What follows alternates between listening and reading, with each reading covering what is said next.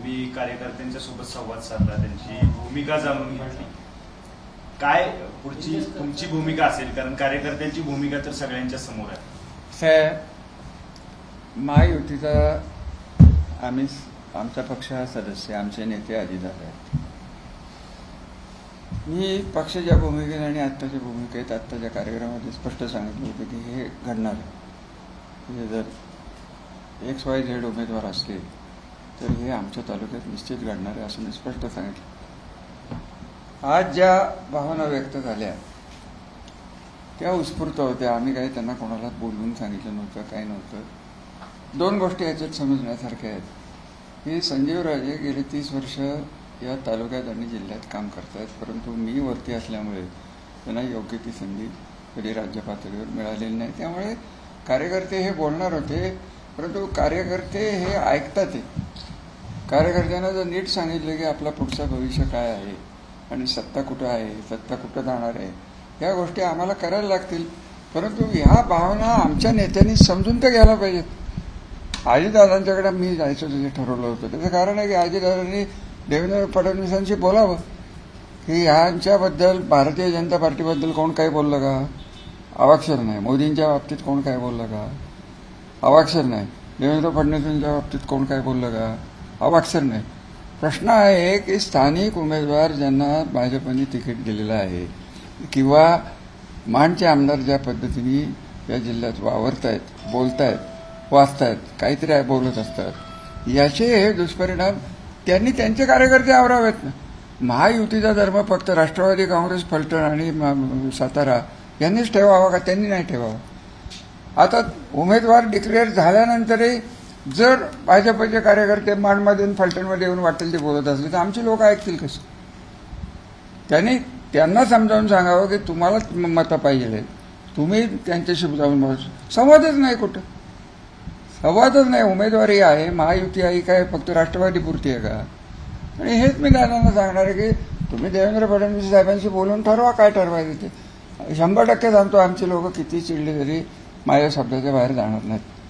प्रश्न असा आहे की अजितदादा काय करतायत आणि देवेंद्र फडणवीस काय करतायत. उमेदवार बदलायचा नसला तर हा सर्वस्वी त्यांचा प्रश्न. परंतु आम्ही प्रयत्न केला, आमचे कार्यकर्ते आज बारामतीत आहे तेच चाललंय, सासवडला जे चाललंय तेच इथं चाललंय, दुसरं काय चाललंय.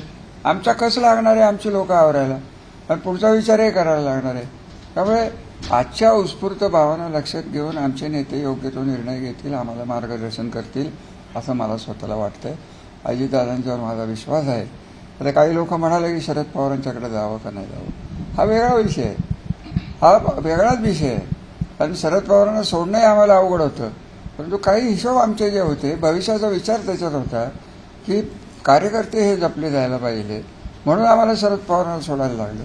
आणि याच्यात असं होऊन बसलेलं आहे, खरा इथं जो प्रश्न निर्माण झालेला आहे की प्रशासन एकतर्फी चालतं, त्यामुळे कार्यकर्त्यांची लहानसहान कामंही होत नाहीत, लोकांची लहानसहान कामं होत नाहीत. मी त्यांच्याबद्दल बोलणार नाही. त्यांच्या कार्यकर्त्यांना मी कधी बोललेलो नाही, त्यांना कधी इतकी वर्ष सत्तेत होतो कधी त्रास दिलेला नाही. त्यांचे माझे संबंध नसतात. समोर भेटले, कोणी नमस्कार केला, या पद्धतीने आम्ही वागलेलो आहोत. आम्हाला तीच अपेक्षा यांच्याकडनं आहे की तुम्ही एवढ्या मोठ्या पदावर जर परत जाणार असाल तुम्ही तुमचं वागणं सुधारा ना. तुम्ही जर दमदाट्यात द्यायला बसला असलात तर आम्ही नाही आमचे कार्यकर्ते आवरू शकत. आणि देवेंद्र फडणवीसांनी ते सांगावं अशी माझी नम्र विनंती आहे की बाबा हे आता कुठेतरी बास करा. परवा उठताना त्यांनी तेच सांगितलं की नवी वाटचाल आपण सुरू करू. मोदींना आपल्याला पंतप्रधान करायचे. मोदींना पंतप्रधान होणं आपल्या फलटणच्या हातात काय, आमच्या हातात काय? आम्ही काही त्यांना विरोध केला आहे? आम्ही काय वेगळं वाकडं बोललो आहे? आम्ही कुठं भारतीय पातळीवर राजकारण केलं आहे का महाराष्ट्राचं राजकारण केलेलं आहे? आम्ही आमचा बचाव कसा व्हावा की ज्या लोकांनी गेली 5-10 वर्ष ज्या पद्धतीने कार्यकर्त्यांना त्रास दिलेत त्यांना थांबवण्याचं काम हे भारतीय जनता पार्टीच्या नेतृत्वाला करायला पाहिजे. साहेब, पण तुमची जी बैठक झाली होती दोन्ही उपमुख्यमंत्र्यांसोबत, त्यामध्ये जे बोलणं झालं किंवा त्यांनी जे सूचना दिल्या असतील खासदारांना त्याप्रमाणे आता ते वागत नाही. विषय तो नाहीये, त्या सूचना वगैरे काही दिल्या नव्हत्या. अगदी स्पष्ट सांगायचं तर मी काही तपशिलात जाणार नाही. परंतु माझं सगळं बोलणं होतं हे जयकुमार गोरेंच्या बरोबर चाललं होतं. खासदार एक शब्दात मी कधी काय बोलले नाही. हे शांतपणे बसून होते. गोरे साहेबांचे आणि माझे जे वाद चालले होते ते दोन्ही त्यांनी त्यांची बाजू मांडली की मी काय केलं, माझ्यावर कशा केसेस झाल्या, मी म्हणलं मी काय केल्या नाहीत, अमुकने तुम्ही माझ्यावर केल्या, ह्या सगळ्या गोष्टी झाल्या. त्यामुळे हा प्रश्नच नाही. देवेंद्र फडणवीस म्हणले की नवीन आपण सुरुवात करू. म्हटलं मी कार्यकर्त्यांना विचारून तुम्हाला सांगतो. आणि त्यांना सांगूनही बैठक घेतलेली आहे. त्यांच्यापर्यंत हे ऑलरेडी पोहोचणारच आहे. आपले सगळ्यांचे जबाबदारी आहे, डायरेक्टच वर जाणार आहे. त्यामुळे त्यांनी निर्णय घ्यायचा आहे. आम्ही प्रयत्न करू, आम्ही आमचे कार्यकर्ते अजूनही शांत करू. परंतु आम्ही टाळी एका हाताने वाजत नाही. त्यांनी काय करावं याच्यावर कोणच बोलत नाही. माणमध्ये बोलतायत, खटावमध्ये बोलतायत, कोण बोलतंय? त्यांनी जर काहीच करायचं नाही आणि एकतर्फी तुम्ही आम्हाला आमच्याच मागे या असं म्हणायचं तर ते काय करणार नाहीत लोक. दुखवले त्यांनी, आम्ही नाही दुखवले. आम्ही कोणालाच दुखवलेलं नाही. आम्ही मी माझं स्वतःचं म्हणणं तर असं आहे, मी विचारतही नाही की तू कुठल्या गटात आहेस. काम पटलं तर आम्ही करणारी माणसं आहोत. आम्ही जनतेशी बांधील माणसं आहोत. राजकारण हे आम्ही मर्यादित स्वरूपात करतात. परंतु आमच्याकडनं जेव्हा तुम्ही युतीच्या अपेक्षा धरतात किंवा युती धर्म पाळायची अपेक्षा करतात तेव्हा ह्या एकतर्फी होणार नाहीत. त्यांनी ज्या लोकांना दुखवलंय त्यांची समजूत काढायची जबाबदारी भारतीय जनता पार्टीने द्यावी, एवढी देवेंद्र फडणवीस साहेबांना माझी विनंती. साहेब, पण कार्यकर्त्यांच्या भूमिका ज्या आत्ताच्या बघितल्या त्याच्यातून भविष्यात महायुतीला खूप मोठा फटका याच्यातून बसू शकतो. मात्र रणजितसिंह निंबाळकर कृपा करून राज्य पातळीवरचे प्रश्न मला तुम्ही विचारू नका. कारण मी तुम्हाला मागाशी स्पष्ट सांगितलं. नाही, माड्याच्या बाबतीत नाही, माड्याचे परिणाम काय होतील ते आपल्यापेक्षा देवेंद्र फडणवीसांना माहिती आहे. असं काय आहे की ते त्यासाठीच मी म्हणलं ना की युती धर्म पाळा म्हणजे कोणी आम्ही एकट्याने पाळायचा. माझं म्हणणंच ते आम्ही एकट्यानेच पाळायचं. आणि तुम्ही मला जे विचारलं की याच्यात काहीच चर्चा तिथेही झालेली नाही.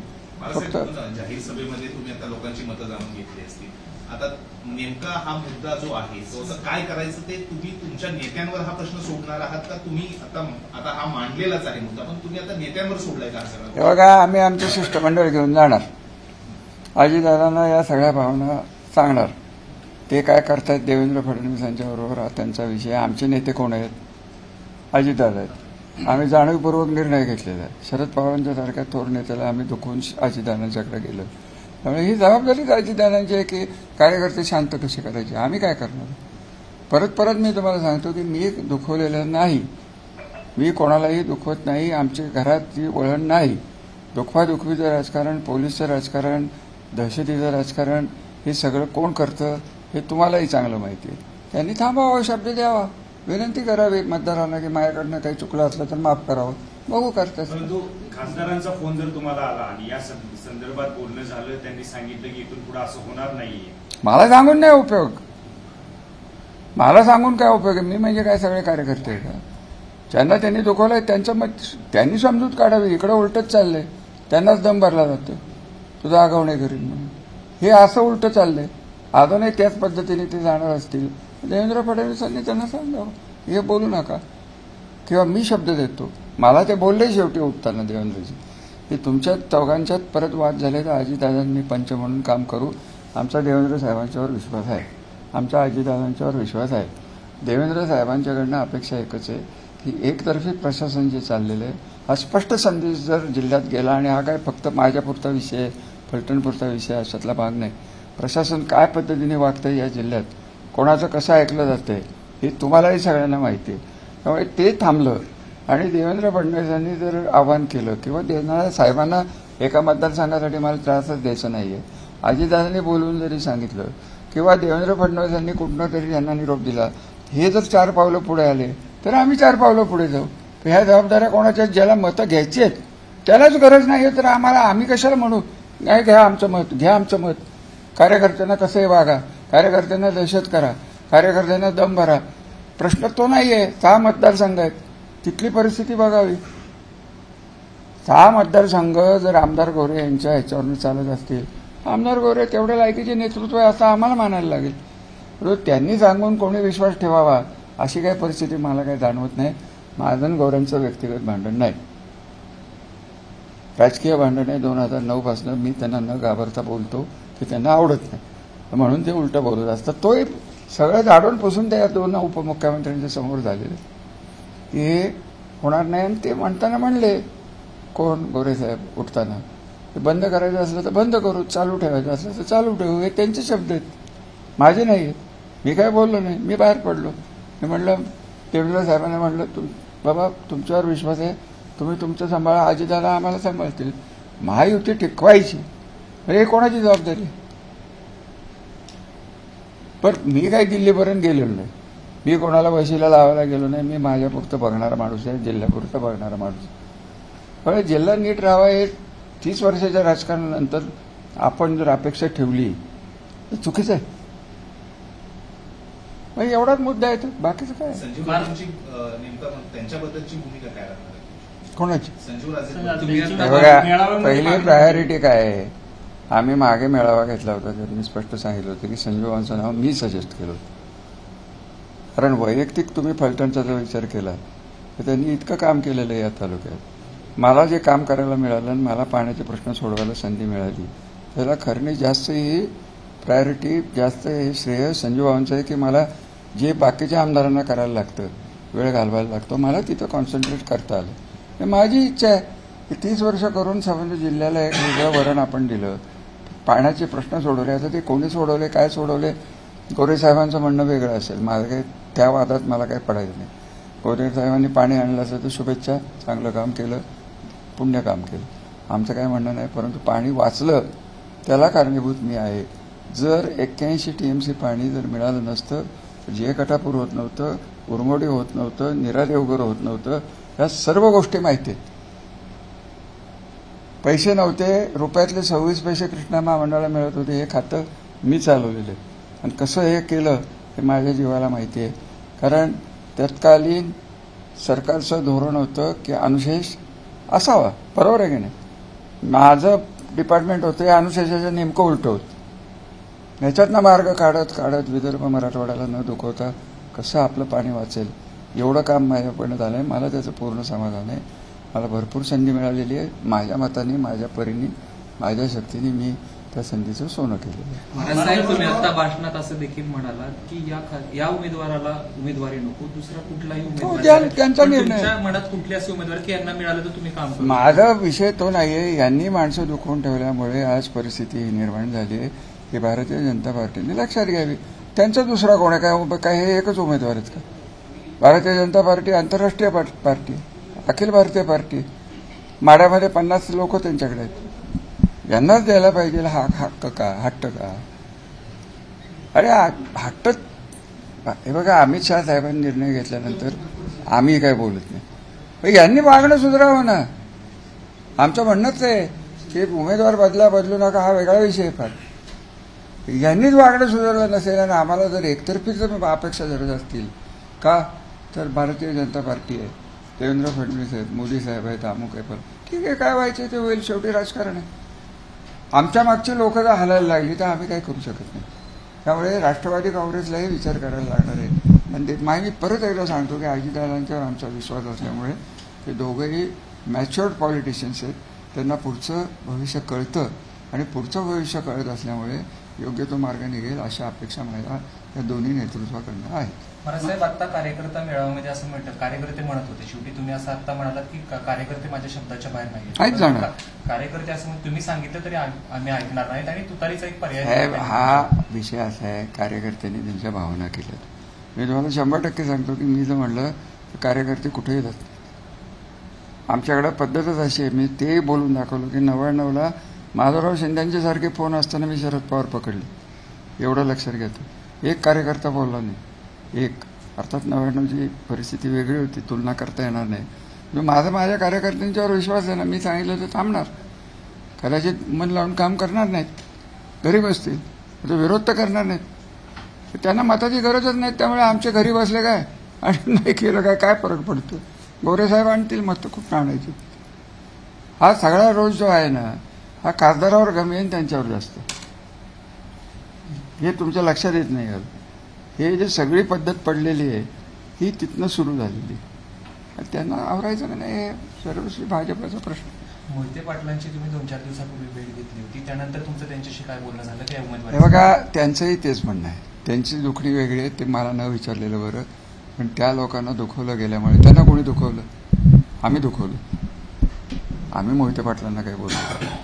ज्यांनी लाखाचा लीड दिला त्या माणसाशी नीट तर बोला. त्याच्या घरातच जाणार नाही ही भाषा असली तर कोण ऐकून घेणार आहे? ही भाषा आहे तिथं. आणि त्यामुळे मोहिते पाटील चिडलेली. ती मुलं त्यांची ऐकणार नाही, लोकही ऐकणार नाहीत. किती गर्दी जमली होती, काय झालं. आज काही एवढी लोक आम्ही बोलवली नव्हती. आम्ही कार्यकर्त्यांचा मेळावा गेला आहोत. सर्वसामान्य माणूस आज आलेला आहे. एवढं लक्षात घ्या, काही कार्यकर्ते नाहीत 4-5 हजार लोक. राहूच शकत नाहीत कोणाचे कार्यकर्ते एवढे. 3-4 हजार तर होते, सहज होते. त्यामुळे वरिष्ठ पातळीवर हा निर्णय 4-5 दिवसात सुटेल अशा माझ्या अपेक्षा आहे. महाराजसाहेब, जयकुमार गोरेंच्यामुळेच एवढं सर्व राजकारण होते असं म्हणायचे का तुम्हाला? स्पष्ट आहे ते. आमच्या खासदारांना जर स्वतंत्र विचार असता तर त्यांनी फलटणची चौकशी केली असती. फलटणचं बघितलं असतं आधी. कारण शेवटी आई म्हणली आपला तालुका कुठला आहे, पण ते तिकडनं असं माझा समज नाही आहे, लोकांचा समज आहे. ते त्यांचंच ऐकतात आणि हे घेतात. किती उदाहरणं सांगू तुम्हाला, परंतु ते काय मला बोलायचं नाही. ते परत श्रेयवाद सुरू होईल. माझं म्हणणं परत एकदा शॉर्टली सांगतो, दोन्ही नेतृत्व एकत्र बसतील. त्यांचे कार्यकर्ते त्यांनी सांभाळावेत, त्यांचे आमदार त्यांनी सांभाळावेत. त्यांनी सांभाळून अजितदादांनी आम्हाला योग्य त्या सूचना द्याव्यात. तुम्ही रणजितसिंह निंबाळकरांचं काम करणार का? जर हे झालं तर ते, नाहीतर आमच्या जबाबदाऱ्या नाहीत. आमचे कार्यकर्त्यांचं काम, आम्ही कुठली पार्टी सोडून जाणार नाही हा विचार आमच्या कोणाच्या डोक्यात नाही, जरी लोक बोलली तरी. कारण मला 1760 वेळा पार्टी बदलणं हे पटत नाही. लोकांना आणि कार्यकर्त्यांना जर पटत नसलं तर वेगळा विषय. पण त्यांनी माझ्याकडे मागणी केली आहे. त्यांनी त्यांचे विचार सांगितले, ते मला सांगितलेले आहेत. त्यांचा राग कोणावर आहे? अजित पवारांच्यावर नाही, देवेंद्र फडणवीसांच्यावर नाही. त्यांचा राग आहे हा स्थानिक आहे. स्थानिक रागाचा त्यांच्या उमेदवारांनी कसं सांभाळावं ही त्यांची कला आहे. आमच्याकडनं काय, आम्ही नाही विरोध करणार. अजितदादा म्हणले की तुम्ही गप बसा, तर आम्ही गप बसू. जबाबदारी आमच्यावर राहणार नाही.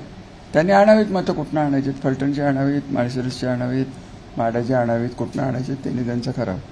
आमच्यावर भारतीय जनता पार्टीने ही जबाबदारी ठेवू नये की ह्याच्यात मतं कमी पडली. एबीपी माझा, उघडा डोळे बघा नीट.